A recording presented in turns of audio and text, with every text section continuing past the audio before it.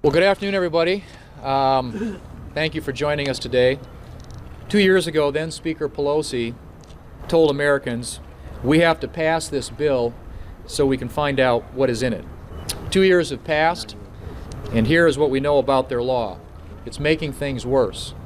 Costs are going up.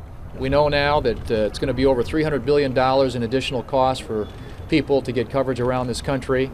The amount of federal cost in terms of taxpayer investment is going to go up by almost $400 billion. You look at all the promises that were made about people being able to keep what they have. We know that's not true. That it wasn't going to raise taxes on people under $250,000. We know that's not true. With taxes, the tax increases that are $550 billion in this bill are going to be passed on to people all across this country. And the idea that somehow it was going to control costs was something that was sold on the American people at the time, too. The president said when he was running for office that this will reduce costs on the average family by about $2,500. And what we know is it's going to increase costs on families by $2,100. We also know that the states are really going to get hammered under this proposal. We have a number of attorneys general who will be here today. Attorney General from Oklahoma, Scott Pruitt, is already here. Others are on their way over from the courthouse.